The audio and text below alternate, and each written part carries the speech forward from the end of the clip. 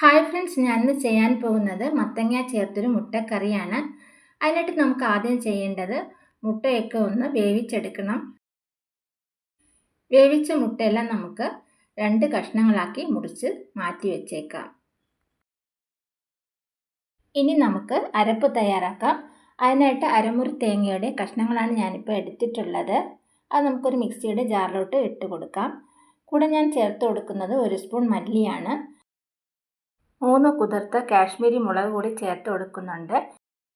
1/2 teaspoon ഉലുവ കൂടി ചേർത്ത് കൊടുക്കാം. ഇനി ഇവയെല്ലാം ഒന്ന് അരച്ചെടുക്കണം.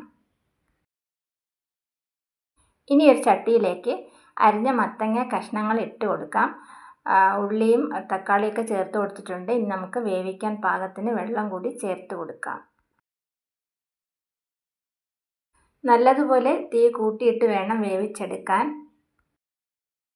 വെന്ത മത്തങ്ങ നമുക്ക് തവി കൊണ്ട് തന്നെ ഉടച്ചു കൊടുക്കാം.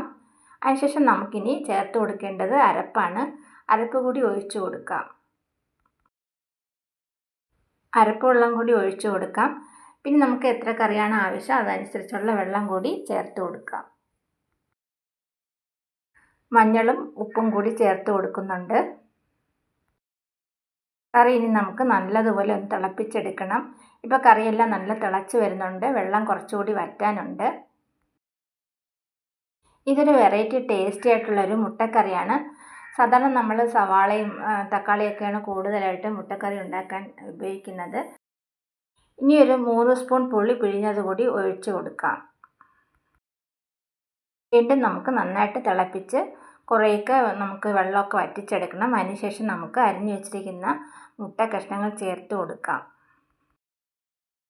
മുട്ട കഷ്ണങ്ങൾ ചേർത്ത് കൊടുത്തതിന് ശേഷം നമുക്ക് ഒന്ന് അടച്ച് വേവിക്കാം. ഞാനപ്പോൾ ഓപ്പൺ ചെയ്ത് നോക്കുന്നുണ്ട്. കറിയൊക്കെ ഇപ്പോൾ റെഡിയായി വന്നിട്ടുണ്ട്. നമുക്കിനി കടുക് വറുത്തെടുക്കാം. ഒരു ചട്ടിയിൽ എണ്ണയും കടുകൊക്കെ ഇട്ട് കൊടുത്തിട്ടുണ്ട്. കടുക് പൊട്ടി വരുന്ന സമയത്ത് നമുക്ക് 1 സ്പൂൺ ഇഞ്ചിയും വെളുത്തുള്ളിയും കൊത്തി അരിഞ്ഞത് കൂടി ചേർത്ത് കൊടുക്കാം. അതിൻ്റെ കൂടെ തന്നെ വറ്റൽമുളകും ഒരു അര സവാള അരിഞ്ഞത് കൂടി ചേർത്ത് കൊടുക്കാം. നന്നായിട്ടൊന്ന് വഴറ്റിയെടുക്കാം. 1 സ്പൂൺ ചതച്ച കുരുമുളക് കൂടി ചേർത്ത് കൊടുത്തിട്ടുണ്ട്. വീഡിയോയിൽ കാണിക്കാൻ വിട്ടുപോയിട്ടുണ്ട്. കറിവേപ്പിലയ്ക്ക് പകരം മുരിങ്ങയിലാണ് ഞാൻ ഇതിനും താളിക്കുന്നത്. അതിനുശേഷം നമുക്ക് കറിയിലോട്ട് ഒഴിച്ചു കൊടുക്കാം. നമ്മുടെ മത്തങ്ങ ചേർത്ത മുട്ടക്കറി റെഡിയായിട്ടുണ്ട്. അടിപൊളി ടേസ്റ്റാണിത്. ഒരു വെറൈറ്റി ടേസ്റ്റ് തന്നെയാണ്. എല്ലാവരും ഒന്ന് ട്രൈ ചെയ്ത് നോക്കുക. മത്തങ്ങയ്ക്ക് ചെറിയ ഒരു മധുരമാണ്. അപ്പോൾ അതിനോടൊപ്പം നമുക്ക് പുളിയും എരിവും എല്ലാം കൂടെ മിക്സഡായി വരുന്ന ഒരു ടേസ്റ്റാണ് ഈ കറിക്ക്.